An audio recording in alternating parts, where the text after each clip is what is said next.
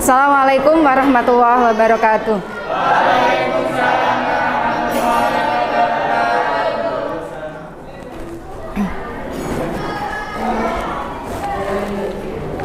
Saya absen dulu nggih hari ini. Jamal, ada Ahmad Farid, Anissa Naila Muna, Darseh, Gilang Sugiantoro, Ilham Ashika, Isi Karima, Muhammad Irfan Zidni, Yenila Febi, Zidna Syarifah, Atina Husnul Uyun, M. Nur Aji Ridho, Maulida Zaki, Risa Arfianti, Saidul Ayes, Sofia Ulyatur Khair, Nizam, Ahmad Nafis Siril Ula, Wahyu Chandra, kemudian Fafa. Nggak ada? Satu. Fafa? Oh, nggak ada. Berarti tidak berangkat satu nggih? Izin? Sakit. Pagi hari ini kita akan mempelajari tentang melanjutkan yang kemarin. Kemarin kita belajar tentang elektrokimia, itu ada dua, yaitu sel volta sama elektrolisis.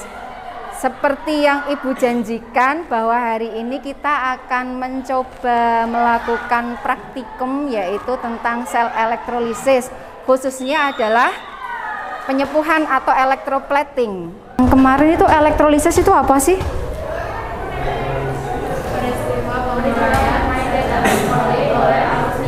Jadi elektrolisis itu adalah kebalikan dari sel volta. Jadi kebalikannya dari sel volta. Kemudian di sini nanti juga terjadi reaksi redox.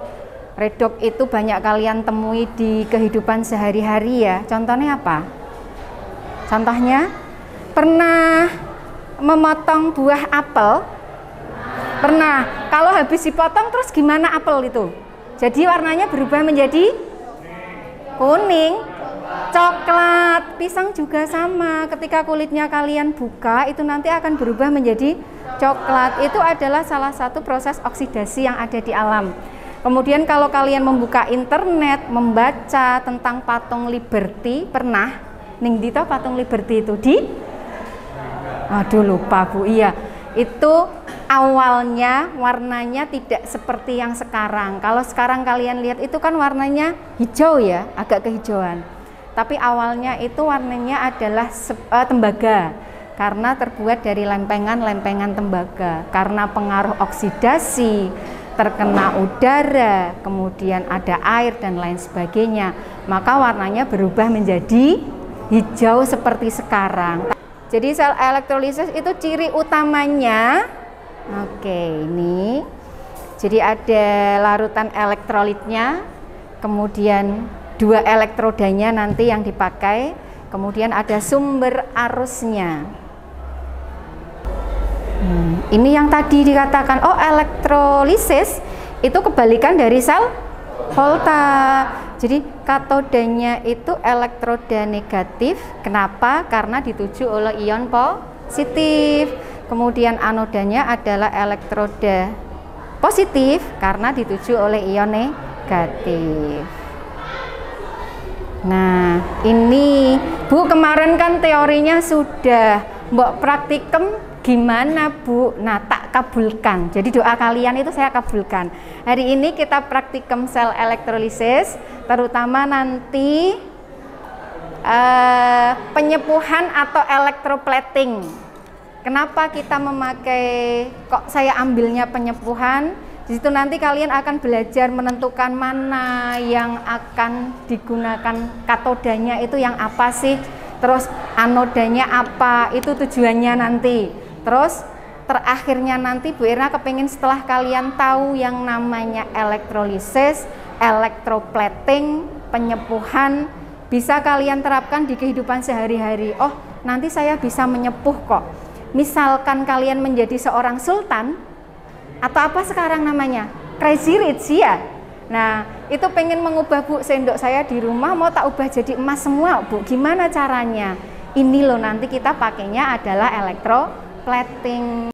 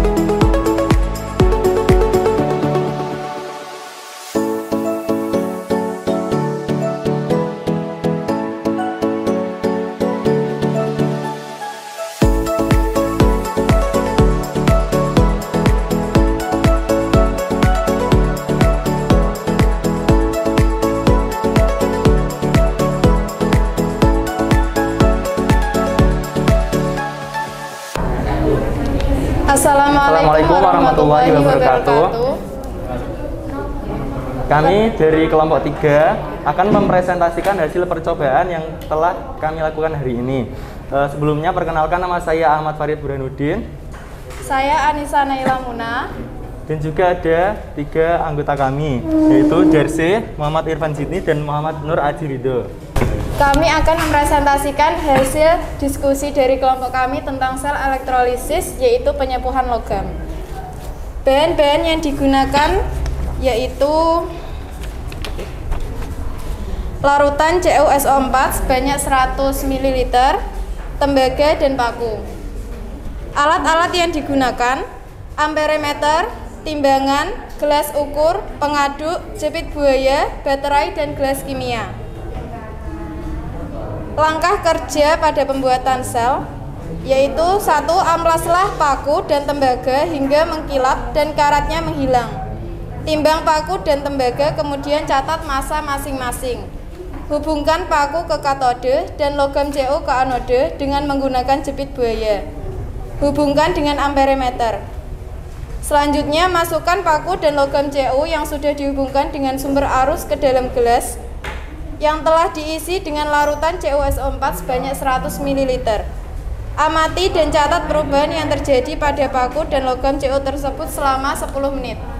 Dari percobaan kami, massa logam paku sebelum disepuh yaitu 3 gram. Setelah disepuh menjadi 3,2 gram. Selanjutnya, tembaga sebelum disepuh yaitu 3,5 gram. Setelah disepuh menjadi 3,2 gram. Kemudian pengamatan lain yang kita lakukan yaitu pada warna larutan CuSO4. Pada percobaan kali ini, warna larutan CuSO4 menjadi lebih terang dari sebelumnya. Selanjutnya, massa endapannya yaitu kita ambil dari hukum Faraday 1. Menggunakan rumus E kali I kali T dibagi 36,96 500. 96.500 guys. yang hasilnya menjadi 0,024 gram.